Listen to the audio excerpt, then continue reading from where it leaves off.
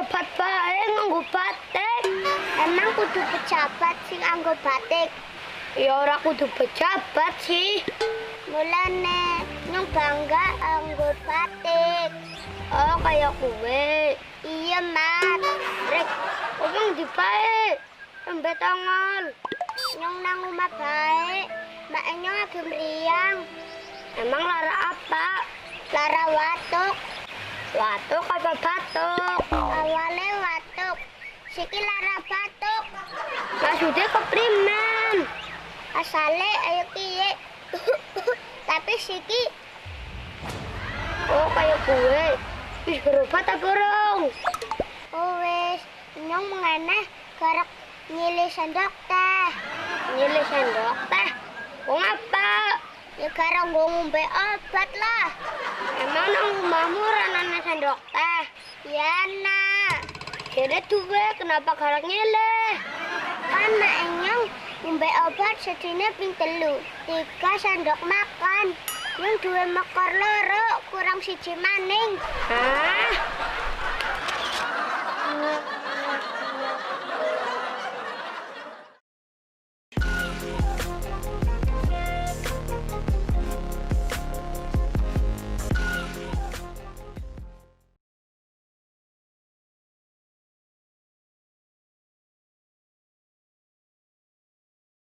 Assalamualaikum warahmatullahi wabarakatuh.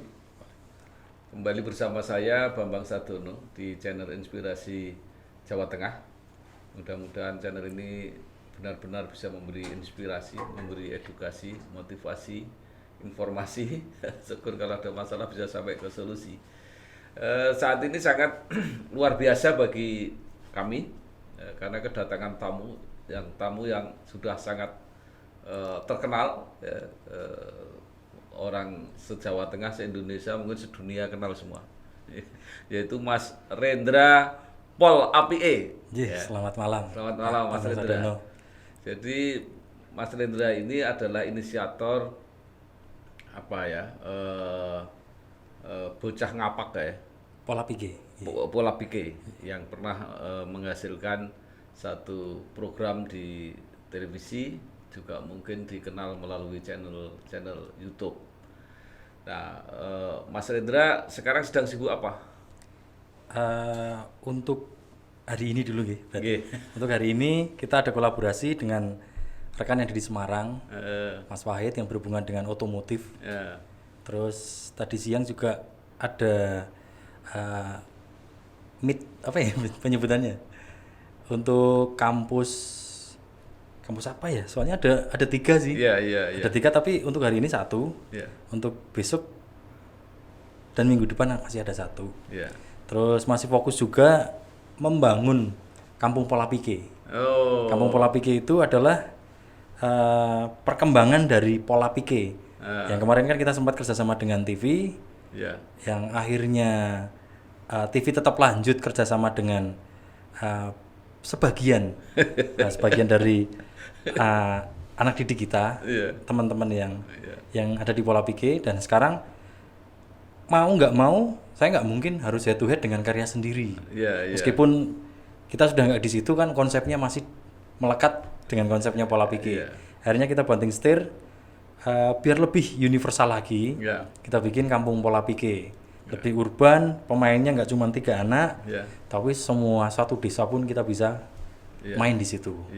Termasuk kita sudah pernah kerjasama dengan pihak Bapenda Jawa Tengah, dengan Bapak Ganjar Pranowo juga kita pernah. Ya, insya Allah ada beberapa jadwal yang akan kita kolaborasikan nantinya. Pokoknya tetap sibuk lah. Harus menyibukkan diri. Karena corona cukup cukup bikin kita, nggak cuman kita sih sebenarnya, hampir semua di lapisan bumi ini mungkin semuanya merasakan efek yang luar biasa. Terus awal-awalnya gimana itu? Kok kemudian ada gagasan Pola Pike itu? Mulai film pendek dulu ya itu? Kalau semuanya berawal dari nganggur dulu. Oh. Jadi terakhir saya tuh kerjasama dengan RCTI waktu itu, Tetangga Tapi Mantan. menjadi sahabatnya Ferry Mariadi. Waktu itu saya merasa posisinya udah aman. Amannya itu, jadi sahabatnya Ferry Mariadi otomatis ini kan peran utama Ferry Mariadi. Di setiap harinya pasti akan curhat dengan beberapa temannya. Salah satunya adalah saya di situ yang berperan jadi tukang ojek. Tapi karena waktu itu harus bungkus, udah nggak lanjut lagi. Kondisi saya di Jakarta waktu itu masih menunggu, ada beberapa yang belum tayang. Dikiranya kan masih mau lanjut, ternyata Tahun berapa itu? 2018. 2018. Ya, itu sinetron terakhir. Ya. Sebelum yang Oke Cek di Net TV. Iya. Waktu itu ibu nelpon. Ibu nelpon kondisinya sedang sakit. Saya mau nggak mau harus pulang karena di Jakarta juga nganggur, kebetulan nganggur. Setelah saya pulang, ibu menganjurkan untuk tetap di rumah dulu sampai bener-bener ada kerjaan di Jakarta. Nah, akhirnya saya memutuskan diri untuk bikin tayangan lah. Untuk konsumsi pribadi teman-teman yang ada di sekitaran kampung. Dari situ saya presentasi kepada para petani. Saya nggak presentasi sama yang berpengalaman di bidang film, tapi saya malah lebih ke penikmat dulu. Penikmat, ternyata beberapa orang menyatakan, wih, pola pikir. Mereka sambil ketawa, pola pikir. Nah, kebetulan kata pola pikir itu yang kita ambil untuk menjadi nama komunitas kita. Meskipun waktu itu komunitas kita belum ada namanya, mau dikasih nama apa ya? Pola pikir kita ambillah namanya. Nah, setelah kita ambil, ternyata viral. Kita nggak tahu kalau ternyata tayangan kita itu viral. Saya tahunya malah dari teman-teman alumni sekolah. Ada beberapa yang ngirim di grup. Loh, kok filmku dikirim di grup SMP ada. Terus grup teman kerja ada, katanya ada yang ngirim karena dikirim dari mertuanya. Loh, kok all genre semuanya bisa menikmati, ada yang dari anak-anak, dari kalau mertua pasti kan sudah cukup usia gitu. Nah, dari situ kok viral ya. Saya nggak ngerasa waktu itu bakal panjang langkahnya, cuman viral sesaat kiranya. Ternyata banyak yang membagikan, sampai Ustadz Yusuf Mansur, sampai Pak Ganjar Pranowo juga membantu mempromosikan. Akhirnya jadi acara TV lagi. Nah, setelah itu baru TV mengajak kerjasama dengan kita. Saya di DM sama TV itu 3 kali nolak. Penolakan pertama karena syutingnya di Jakarta. Saya nggak mau sekolah dan ngajinya anak-anak itu kacau hanya gara-gara syuting di Jakarta. Karena tujuan kita kan bukan untuk dikenal dan terkenal, tapi tujuan kita itu kita hanya berkarya aja. Terus mereka mengajukan untuk yang kedua kalinya. Syutingnya bisa di Jakarta dan bisa di Kebumen, bisa sana, bisa sini. Nah, saya tetap menolak. Kalau mau, monggo syutingnya total di Kebumen, biar anak-anak tetap bisa ngaji, tetap bisa sekolah. Dan waktu itu pengajuan saya agak banyak, lumayan. Kita mintanya syuting itu di luar sekolah. Di luar sekolah itu artinya nunggu anak-anak pulang sekolah dulu. Nah, dari syuting itu juga kita tidak mau lebih dari habis maghrib. Pokoknya maghrib itu udah mentok clear, nggak ada aktivitas yang namanya syuting. Karena anak-anak biar tetap ngaji, dressnya juga masih dapat, belajarnya masih dapat, tidak mengganggu. Hari Minggu monggo, kita bisa syuting dari pagi sampai sore. Nah, akhirnya mereka mengiyakan, bernegolah dengan pola pikir, dan pola pikir bernego dengan orang tuanya masing anak-anak, kita semuanya mengiyakan. Jadi kesimpulannya itu lebih sukses mana ketika Mas Rendra berkarya di Jakarta itu, kemudian dibanding dengan setelah pulang ke Kebumen? Kalau secara sukses ya bisa dibilang lebih sukses dengan pola pikir, meskipun saya lebih banyak di belakang layar. Tapi kan perasaan lebih merdeka. Nah, artinya kesimpulannya bahwa untuk berkarya secara kreatif di bidang ini tidak harus ke Jakarta. Nah, itu kiblatnya film di Indonesia, musik apapun itu, kiblatnya sudah bukan Jakarta lagi. Ada beberapa musisi yang menyatakan, ada musisi Jogja namanya Erik Sukamti dari Endang Sukamti itu, kenapa sih kiblatnya musik harus Jakarta? Kenapa kita nggak bikin kiblat sendiri di Jogja? Dari situ kenapa nggak bikin film-film pendek di kampung sendiri dengan bahasa sendiri. Ya minimal kita nikmati sendirilah. Nggak ada yang nonton ya tonton sendiri. Ya seenggaknya kita terhibur dengan karya kita sendirilah minimal. Jadi sekarang yang dikerjakan Mas Rendra ini khusus untuk konten YouTube atau juga untuk konsumsi televisi? Kalau kemarin kerjasamanya dengan TV membuat naskah double, yang untuk YouTube juga tetap jalan karena tayangnya kan syutingnya kan 1 minggu libur 1 minggu free, 1 minggu libur 1 minggu free. Nah 1 minggu libur itu kita manfaatkan untuk channel YouTube kita, 1 minggu yang syuting itu untuk konsumsi TV. Nah setelah bulan Agustus 2019 yang saya menyatakan mundur untuk tidak kerjasama dengan TV, lebih fokus ke YouTube-nya Pola Pikir. Karena waktu itu saya mikir, lah kenapa sih TV ngajak kerjasamanya untuk ditayangkan di TV kok ditayangkan di YouTube mereka juga. Ibarat kita punya sawah, kita macul di sawah sendiri, yang udah pasti kita tanam padi misalnya. Kenapa kita juga nyambi macul di sawahnya tetangga? Lah kalau kita terlalu fokus ke sawah tetangga, lah sawah kita lama-lama mati. Yang kita perjuangkan selama ini lama-lama kering, nggak ada yang bisa dipanen dari sawah kita sendiri. Kalau untuk konten-konten sejenis yang dibuat Pola Pikir itu 1 minggu bisa mendapat berapa konten? Yang di TV apa yang di yang kita? Mungkin baik yang di TV maupun yang disiarkan sendiri. Kalau yang disiarkan sendiri, saya mentargetannya lebih ringan. Karena tidak ada kontrak, tidak ada tekanan dari siapapun. Kita bikinnya 1 minggu paling nggak sekali. Biar anak-anak lebih free, bisa tetap fokus main bola, bisa fokus jalan-jalan main sama teman-teman sebayanya. Tapi karena dengan TV kita sudah terikat kontrak, mau nggak mau ya di jadwal tanggal sekian sampai tanggal sekian yang harus menyetorkan sekian cerita, ya mau nggak mau kita ya kayak kejar restoran. kejar restoran gitu. Itu yang membuat ide skenario siapa Mas Rendra sendiri? Kalau yang di YouTube awalnya saya sendiri semua, total dari pengambilan gambar waktu masih pakai handphone.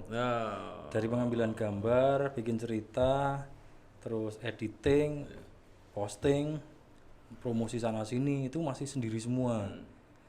Terus untuk kerjasama dengan TV, saya jebol, otaknya jebol. Mau nggak mau saya telepon kakak sepupu yang di Jakarta, yang putrane Pak Item. Oh, Pak Item. IGN Item D. Ignatius Item D. Item Daruji. Oh, itu Daruji namanya. Itu pernah disayembarakan itu. D itu singkatan apa gitu. Ya sama halnya dengan Mansur S. S-nya itu siapa? Singkatan. Nggak, ini nama aslinya kan namanya Yan Rendra Pratiwi. Ada kata Rendra. Memang sejak kecil sudah dipersiapkan kira-kira mirip Rendra gitu atau gimana? Itu kalau dari versinya ibu, saya kan pernah nanya, Bu, kenapa namanya Yan Rendra Pratiwi? Nah, Yan itu karena lahirnya bulan Januari.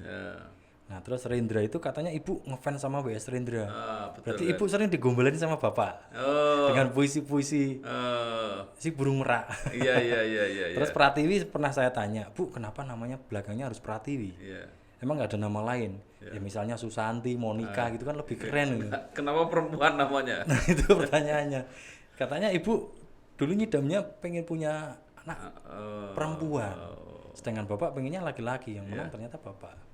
Akhirnya nama Pratiwi mau nggak mau harus dipakai karena itu udah cocok banget katanya. Yang akhirnya nama Susanti dipakai untuk adik saya. Untung nggak Susanto. Nah, kemudian tadi sebagai kreator, sebagai orang yang berada home base-nya di daerah ya, di Kebumen, itu Mas Rendra punya keyakinan bahwa untuk mengelola channel YouTube ini bisa berkembang di daerah. Awalnya juga ya mungkin kalau tetangga ngomong ya ketiban wahyu gitu kan. Orang Jawa kan bilang, wah ketiban wahyu, video ini viral. Karena saya kecil di Temanggung, kecilnya kan di Temanggung sampai besar di Temanggung. Tapi karena ibu dan bapak berdomisili di Kebumen, saya juga sempat mikir dulu, waduh mau domisili di mana nantinya. Ibu bapak di Kebumen, Sedangkan kecil saya ikut mbah di Temanggung. Iya. Dan saya kerjanya di Jakarta. Iya. Aduh, ini harus memilih yang mana. Akhirnya ternyata memang Tuhan sudah menggariskan rezeki itu ada alamatnya. Iya. Ketika dikontrakan di Jakarta, yang mau ngirim rezeki itu bingung. Loh kok pindah kontrakan lagi? Loh kok pindah kontrakan lagi? Nah, sekarang udah resmi dengan KTP Kebumen. Yang akhirnya mungkin yang membagi rezeki, oh ini udah pasti di sini. Dari Kebumen. Nah, rezeki ada alamatnya. Iya. Artinya selama berkarir jadi YouTuber ini ya, secara finansial sudah cukup baik lah gitu kira-kira. Alhamdulillah, perut jadi makin kecil. Jadi mungkin ada apa saran-saran kepada apa YouTuber baru termasuk pada saya gitu, apa yang harus dilakukan? Yang harus dilakukan sih, ya kalau kita kan dulu mengalir ya, mengalir hanya bikin tanpa ada tekanan, tanpa ada keinginan yang lebih, dan kita bener-bener pure, ini hanya sekedar berkarya aja. Nah justru saya juga merasakan hal yang agak berat itu malah untuk tetap berkaryanya itu, apa namanya? Kreativitasnya menjaga tuh. Ya menjaga untuk konsistennya itu yang susah. Mau bilang konsisten aja susah, apalagi melakukannya. Ya itu bagusnya seperti tadi kalau gitu harus ada yang mentarget itu. Nah justru kalau kita ditarget itu sebuah karyanya itu agak memaksakan gitu. Meskipun kita juga mencoba untuk memperlihatkan bahwa kita itu ya tetap dengan genre atau benang merah seperti ini, dengan jarang memunculkan handphone. Seumur-umur kita berkarya memunculkan handphone cuma 1 kali. Itu pun karena ada kerjasama dengan aplikasi. Kalau enggak itu ya kita nggak memunculkan. Maksudnya gimana? Tidak memunculkan handphone? Tidak memunculkan handphone itu karena kita pengen mengedukasi kepada orang-orang bahwa kita itu masih bisa menemukan permainan sesederhana kita yang bisa menghibur. Misalnya kayak permainan daerah kayak dakon, terus dam-daman. Masih banyak yang lain-lain kayak telepon pakai kaleng seperti itu kan. Layang-layang, egrang. Nah, kenapa sih anak-anak sekarang setiap pegang handphone pasti ngegame? Nah, kenapa nggak berkarya seperti yang kita lakukan? Meskipun yang kita lakukan juga belum tentu yang terbaik. Jadi artinya Mas Rendra ada apa ya? Ada misi ya, ada cita-cita, ada.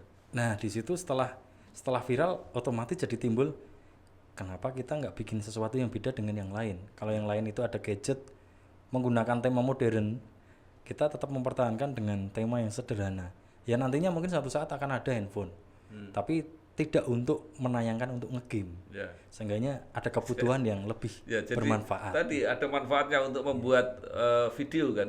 Kan awal-awalnya pakai handphone katanya. Meskipun kita bikinnya tetap pakai handphone, tapi kita tidak pernah memunculkan handphone di dalam tayangan. Artinya yang menarik itu bahwa siapapun bisa mulai dengan alat apapun, sesederhana apapun, asal ada kreativitas, ada niat, bisa gitulah kira-kira ya. Yang penting konsepnya jelas, isiannya jelas, pemainnya jelas, syukur artikulasi dan anunya jelas biar nggak sekedar jadi tontonan, tapi juga jadi tuntunan. Syukur di situ juga ada kejelasan makna yang luar bisa biasa diambil. Nah itu yang berat di situ. Kita yang susah konsisten untuk tetap bikin yang seperti itu yang susah. Soalnya kan ya nun saya wajib secara pikiran orang kan pasti tetap timbul usilnya, nakalnya, menjahili atau ngerjain orang.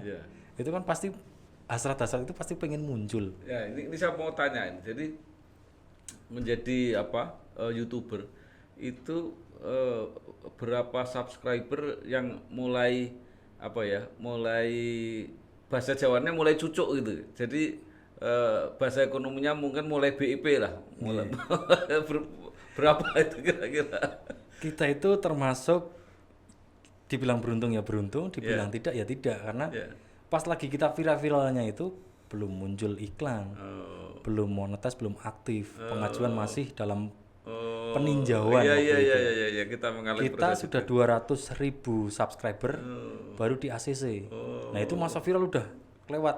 Yang sehari itu bisa nonton sekian ratus ribu itu udah melewati masa itu baru aktif. Iya. Banyak yang nanya, wah sugih sih iki. Eh, Wah anu pendapatannya gini-gini nih. Terus begitu ngecek, lu kok urung ono iklan nih? Ya memang belum ada iklannya. oh, Kita masih dalam peninjauan. iya iya iya. Iya. Setelah dapat 500.000 baru kita dapat silver bottomnya. Oh, Yang dari plakat Iya. penghargaan dari YouTube. Padahal seharusnya kan 100.000 udah dapat. sudah dapat ya. Ya. Jadi sejak 500 itu sudahlah tinggal mengelola gitu kira-kira. Ya bisa dibilang seperti itu. Kita juga apa ya? Sebenarnya terlalu cepat sih. Makanya kita ya bisa dibilang kaget. Kagetnya, loh kok terlalu cepat gini. Makanya saya mau nggak mau harus melibatkan adik ipar saya untuk menjadi adminnya. Terus melibatkan kakak sepupu saya untuk bagian menulis naskahnya untuk membantu. Iya. Makanya kita kelola bener-bener ini serius karena ternyata feedback dari masyarakat kok serius juga ternyata. Iya. Padahal ya berawal dari handphone, dari hal sederhana ternyata kok ini luar biasa ya.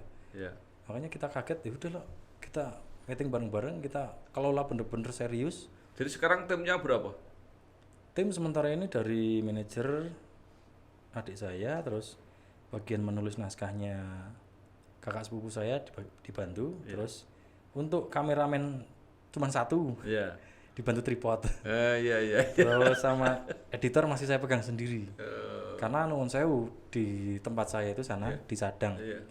Kecamatan Sadang Kabupaten Kebumen itu untuk SDM tahu tentang kamera atau tentang dunia perfilman itu masih minim sekali. Iya. Apalagi kemarin kan juga secara sinyal juga susah. Ya, itu yang saya juga mau Saya tanya. mau posting video itu, waduh susahnya minta ampun. Ada yang 2 hari baru naik. Iya. Padahal cuman 5 menit 7 menit. Iya. 5 menit 7 menit itu udah susah banget. Iya. Saya pernah bikin karya udah kelar. Saya harus ke kota. Saya mau posting di kota Kebumen biar ada sinyal di sana. Ternyata handphone saya jatuh di Itu perjalanan.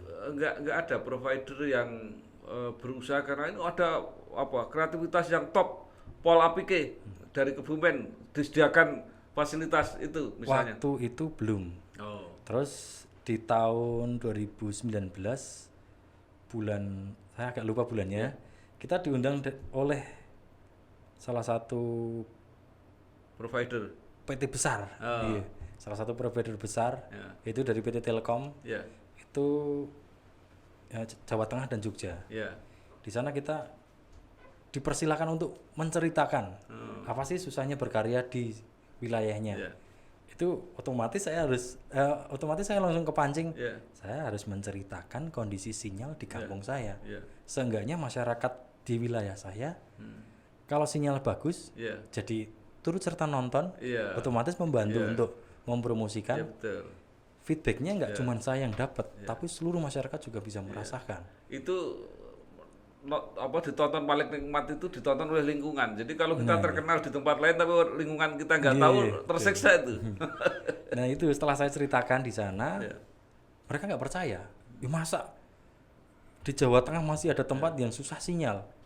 Akhirnya begitu saya pulang jam 10 pagi, jam 10 pagi itu ada tamu dari tim itu provider mengecek, ternyata 4G-nya ada tapi abal-abal. Mereka menjanjikan dalam 1 minggu ini nanti akan ada perbaikan. Ternyata benar. 1 minggu dikabarin, begitu datang lagi mereka untuk yang kedua kali dikabari nanti di sini akan ada pemadaman sinyal sementara karena dalam perbaikan. Setelah itu insya Allah semuanya bisa diakses dengan mudah. Setelah itu di dalam rumah alhamdulillah sudah bisa video call. Jadi mulai dari segala keterbatasan ya, peralatannya terbatas, sinyalnya terbatas, tapi karena ada kreativitas, ada kemauan yang kuat, ternyata bisa sukses. Alhamdulillah sudah banyak perubahan nih. Ya. Kalau sepengetahuan Mas Rendra, YouTuber yang di Jawa Tengah yang sudah bagus lah, itu seberapa banyak? Sebenarnya yang bagus banyak sih. Ya. Kalau misalnya di Kebumen nggak cuma pola pikir sebenarnya, ada beberapa rekan dari Cinyire udah lebih mendekati 1 juta subscriber.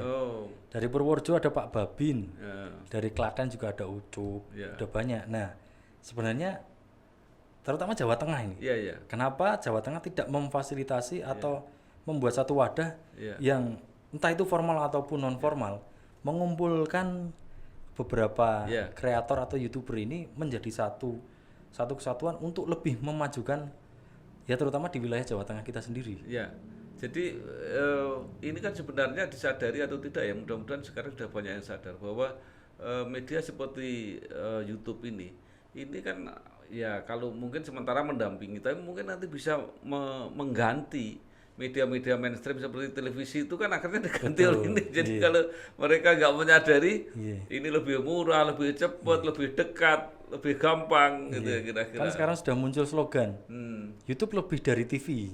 Iya memang. Nah, makanya ini kreator-kreator dari daerah ini kalau misalnya bersatu terus bikin sebuah karya yang berkolaborasi Iya, gitu, iya, itu bisa mengalahkan yang itu aja. iya. Dan ternyata yang saya bilang itu aja meskipun tanpa harus menyebut nama-nama Iya. itu, mereka lebih mendominasi YouTube sementara ini, apalagi di musim corona. Iya. Artinya mereka sudah mulai kehilangan pekerjaan dari TV. Iya. Karena TV sudah mulai dibatasi penayangannya. Nah mungkin pemirsa juga mulai jenuh sebenarnya. Iya. Di TV kok itu aja. Iya. Dan kenapa kita tidak memunculkan superhero dari apa? Dari wilayah, dari kota, terutama di Jawa Tengah ini udah banyak banget. Ya. Terakhir ya mungkin pertanyaan saya, katanya pola pikir ini ditinggalkan oleh personal yang dulu tumbuh dari situ. Gih, bisa dibilang seperti itu. Jadi gini, agak berat sebenarnya Iya. menceritakan ini karena Ya. secara ikatan batin saya sama anak-anak, ya memang sama anak-anak loh, Iya. saya nggak ada masalah. Iya. Tapi misalkan di luaran itu bermunculan masalah-masalah ya, artinya itu bukan masalah saya, itu masalahnya mereka. Ya. Karena kita sudah menyarankan kerjasama kita itu sebenarnya harus direvisi sebenarnya. Ya. Direvisinya itu kita kan kerjasamanya dengan TV. Kita tayang di YouTube lah. Kenapa mereka juga menayangkan di YouTube tanpa sepengetahuan kita? Ya. Nah dari situ kan timbul protes saya. Backsound saya dipakai itu nggak pakai izinnya nggak terus ada hitam di atas putih ya. Harusnya mereka memprofesionalkan kita. Ya. Bikin karya itu kan nggak cuman gitu jadi karya kan enggak. Gitu kan enggak. Kita harus pakai mikir, pakai semedi dulu. Ya. Merekam lagu pun di studio juga ada biaya karena ya sesederhana itulah semuanya kan profesional ya, mereka harus memprofesionalkan kita. Nah di tengah-tengah perjalanan mereka karena viralnya kita itu kemarin sempat ya bisa dibilang nggak habis-habis, share dan ratingnya itu stabil terus, sedangkan kita bangganya itu kita tidak pernah memunculkan bintang tamu waktu saya pegang. Ya. Tidak pernah memunculkan bintang tamu yang ada di TV. Saya tetap bersikeras gimana caranya pemainnya adalah warga kampung saya. Non sewu, warga kampung saya juga ada yang non sewu sudo dalam pendengarannya. Itu tetap akan saya direct bagaimana caranya bisa natural, bisa main di sini. Dan ternyata share dan rating yang stabil ini mereka lirik, wah ini potensi. Dengan budget yang tidak begitu banyak, tidak banyak, tapi menghasilkan income di YouTube banyak sekali. Bahkan yang nonton berjuta-juta. Nah, saya memutuskan untuk saya harus tetap menghidupi YouTube saya. Karena saya dan teman-teman itu muncul besar dan ada itu karena YouTube, bukan karena TV. TV masih ngejar terus bagaimana caranya. Akhirnya mereka dengan cara lain yaitu via Japri. Bagaimana kalau kerjasama langsung dengan TV? Nah dari tiga talent kita itu ada 2 yang ternyata lebih tertarik bekerja sama dengan TV meskipun Dulu kan anak-anak itu kan mungkin tertarik karena ini sesuatu yang sesuatu yang kegiatan yang menyenangkan yang itu. Tapi lama-lama juga tertarik honornya nggak itu kira-kira? kalau anak-anak enggak sampai sekarang saya paham bener. Saya paham dengan anak-anak yang sudah saya pegang selama ini. Mereka itu bener-bener nol di bidang di bagian finansial seperti itu. Kita bener-bener jaga gimana caranya anak-anak itu tidak star syndrome. Ketika ketemu dengan siapapun mereka akan tetap membumi, diajak foto ya siap, secapek apapun kita siap. Karena kita tanpa fans, tanpa pendukung itu nggak akan hidup. Nah ternyata yang luput itu adalah ya nuwun sewu, karena memang viralnya pola pikir terlalu cepat. yang kita jaga adalah anak-anak, ternyata yang lebih tertarik untuk orang tua. malah jadinya orang tua, makanya kita waduh bobolnya di sini. Iya, artinya itu mungkin sepintas lalu aja, mungkin bisa diberi gambaran seberapa menjanjikan misalnya kompensasi finansial setelah anak-anak itu viral itu kira-kira. Dari sisi mana ini? Artinya dari sisi pendapatan. Dari sisi pendapatan sih ya alhamdulillah kalau dihitung apa yang sudah bisa dibeli mereka. Otomatis anak-anak yang 3 ini terutama kan memang peran utamanya adalah 3 ini kemarin. Beli tanah sudah. Beli kendaraan sudah. Tinggal nah ini sayangnya adalah salah satu yang jadi mentargetkan. Mentargetkannya adalah mobil. Nah, itu. Karena ada satu kebutuhan yang mengharuskan mungkin. Keluarganya jumlahnya lebih banyak daripada yang lain. Nah, ini yang saya sayangkan. Tapi sebagai cita-cita boleh kan sebenarnya. Nah, kalau cita-cita boleh, tapi kita pengennya kan dulu kan kita sama-sama ulat. Ulat yang berkumpul. Kita sama-sama semedi dengan berkarya, sudah menjadi kepompong bareng-bareng, sudah melewati tahapan yang susah. Tiba-tiba sudah menjadi kupu-kupu terbang dengan sendirinya. Nah, terbangnya itu ada yang memang memilih, ada yang memang bertahan. Nah, saya sangat mengapresiasi kepada yang bertahan. Karena yang bertahan itu adalah teman-teman yang memikirkan jangka panjang. Kita pengen kalau sukses sama-sama. Kita pernah memunculkan satu lagu yang judulnya Kita Pasti Bisa Bila Bersama. Itu sudah semua aransemen musik sudah semuanya komplit. Tinggal take vokalnya aja yang belum terlaksana. Itu sebenarnya bisa jadi kenangan terindah. Mas Rendra, saya kira inti dari pengalaman Mas Rendra ini adalah bahwa dari serba keterbatasan dikelola dengan sungguh-sungguh, dengan kreativitas, dengan keikhlasan, akhirnya bisa berhasil. Tapi tantangan kemudian adalah bagaimana mengelola selanjutnya, ya. Jadi ini akan memberi inspirasi kepada banyak orang. Mudah-mudahan akan tumbuh Rendra-Rendra yang lain, ya, terutama di Jawa Tengah. Saya kira itu masih ada yang ingin disampaikan Mas Rendra mungkin untuk penggemar seluruh pola pikir. Ya, yang terakhir bisa saya sampaikan tetap berkarya. Jangan lupa juga subscribe channel Rendra Pola Pikir beserta kita juga sudah regenerasi loh Pak. Oh gitu ya? Sudah regenerasi, ada 2 hemat, Hendrik dan Rahmat. Iya. Nah, kita bersama-sama insya Allah masih tetap bisa memegang prinsip. Tak perlu di terlalu di terang. Channel yang sama. Dengan channel yang sama. Karena kita meregenerasi kan artinya tetap dengan channel yang sama, dengan penambahan banyak pemain. Dengan slogan kita, tak perlu terlalu terang, hanya cukup ada dan tak kunjung padam. Wah, luar biasa. Mudah-mudahan terus sukses. Amin. Membawa tidak hanya nama Kebumen, nama Jawa Tengah, nama Indonesia. Amin. Ya, terima kasih Mas Rendra Pol APK. Jadi bacanya harus Pol APK. Jadi digandeng. APK itu luar biasa kira-kira ya. Terima kasih telah hadir di channel Inspirasi Jawa Tengah. Mudah-mudahan menulari channel Inspirasi Jawa Tengah. Matur nuwun. Nggih, sami-sami. Wassalamualaikum warahmatullahi wabarakatuh.